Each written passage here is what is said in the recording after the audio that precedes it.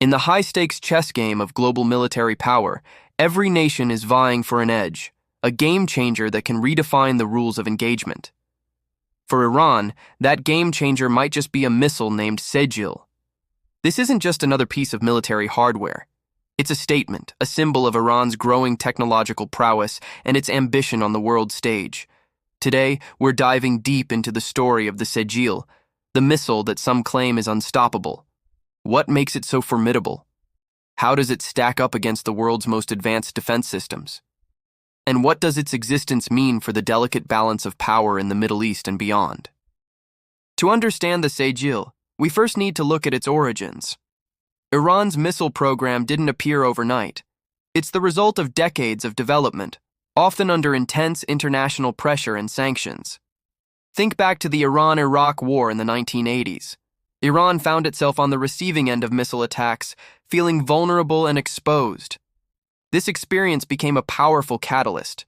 Iranian leaders realized that to secure their nation's sovereignty, they needed a credible deterrent of their own. They couldn't rely on other countries for their defense.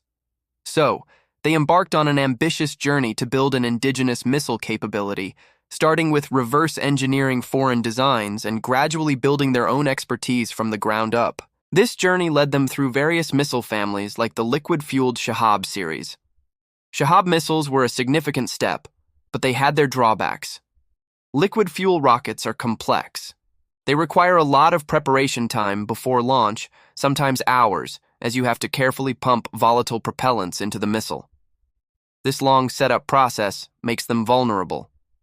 Launch sites can be detected by satellites, giving an adversary a wide window of opportunity to strike first and take the missile out on the ground. Iran knew it needed something faster, more mobile, and more survivable. That's where solid fuel technology comes in. Enter the Sejjil, which means baked clay in Persian, a reference from the Quran. Unlike its predecessors, the Sejjil is a solid fuel missile. This is a massive leap forward. Solid fuel missiles are like a firework. The propellant is pre-packaged inside the rocket motor, stable and ready to go.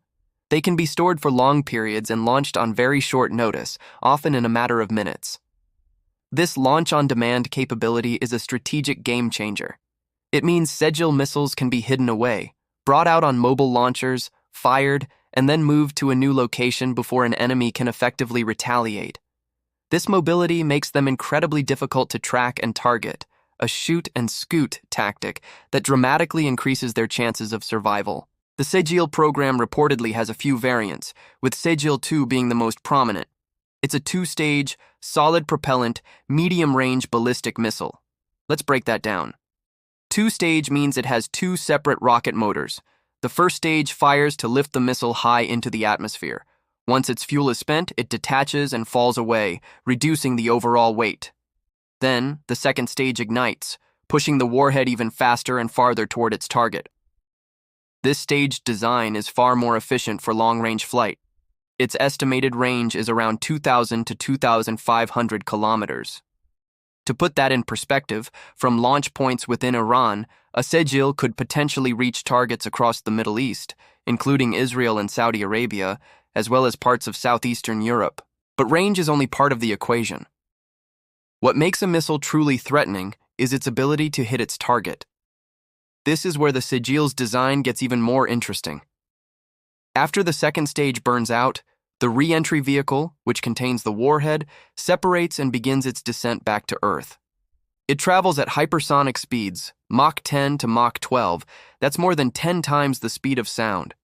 At that velocity, covering kilometers in seconds, the time for any defense system to react is incredibly short. It's like trying to hit a bullet with another bullet, but this bullet is traveling at 7,500 miles per hour. So the big question, can it be stopped? This is where the term unstoppable comes into play, and it's a subject of intense debate. Nations like the United States and Israel have invested billions in developing multi-layered missile defense systems. You have systems like the Terminal High Altitude Area Defense, or THAAD, which is designed to intercept missiles in their terminal phase, just as they are about to hit their target. Then there's the Aegis system, often deployed on Navy ships which can target missiles in mid-flight, outside the atmosphere. Israel has its own sophisticated layered defense, including the Arrow system, specifically designed to counter ballistic missiles like the Sejjil. These systems are incredibly advanced, but they face immense challenges. First, there's the sheer speed of the Sejjil's re-entry vehicle. The detection-to-engagement timeline is compressed to mere seconds. Second, there's the potential for countermeasures. Iran is likely working on ways to help the Sejjil evade these defenses. This could include maneuverable re-entry vehicles that can change their trajectory mid-flight, making them unpredictable. It could also involve deploying multiple decoy warheads alongside the real one.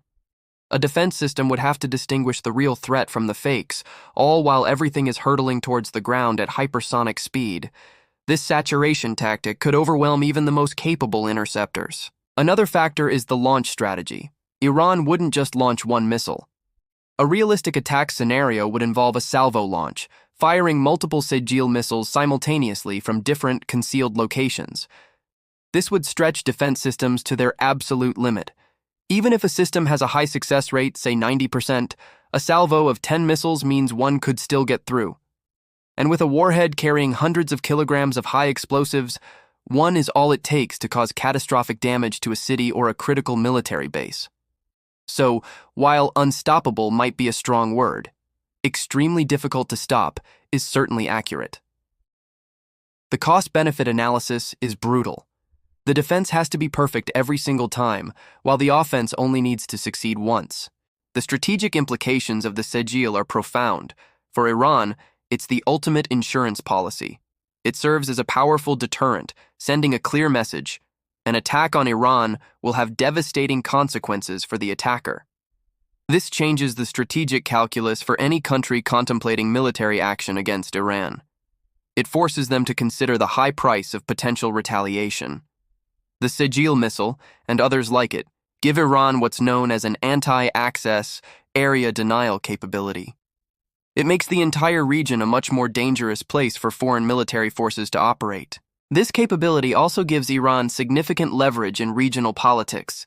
It projects power and influence, allowing Tehran to support its allies and pursue its foreign policy objectives with a stronger hand.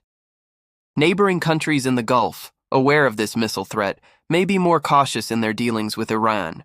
It's a constant underlying factor in the complex geopolitical dynamics of the Middle East. Of course, the Sejjil program isn't without its own challenges. Developing and maintaining such a sophisticated arsenal is incredibly expensive and technologically demanding.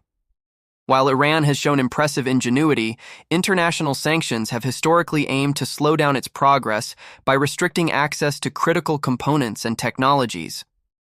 Every test launch is scrutinized by intelligence agencies around the world, gathering data on the missile's performance, trajectory, and capabilities. There's a constant cat-and-mouse game being played between Iran's engineers and Western intelligence. So, as we look to the future, the Sejjil missile remains a central piece in the puzzle of Middle Eastern security. Its combination of solid fuel, mobility, range, and hypersonic speed presents a formidable challenge to existing defense technologies. It embodies Iran's determination to forge its own path and secure its interests in a turbulent world. Whether it's truly unstoppable is a question that, hopefully, will only ever be debated by analysts and never tested in a real-world conflict. The existence of weapons like the Sejjil underscores the urgent need for diplomacy, de-escalation, and clear channels of communication to prevent miscalculations that could lead to a devastating war.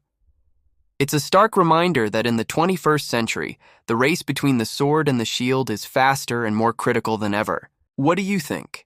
Is the Sejjil missile the game changer it's made out to be, or are missile defense systems more capable than we know? Let me know your thoughts in the comments below.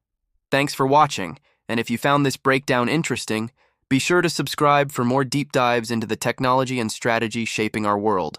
See you next time.